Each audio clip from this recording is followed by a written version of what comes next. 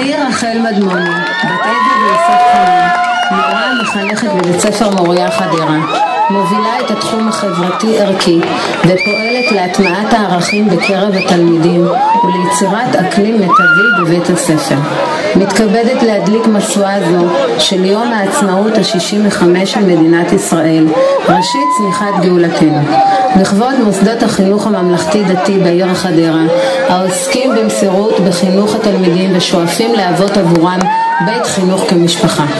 לכבוד כלל המחנכים העוסקים בעבודת הקודש, הפועלים להנחלת ערכי הציונות הדתית, הישגיות בלמידה, העצמת תלמידים תוך מיצוי סגולותיו של כל תלמיד.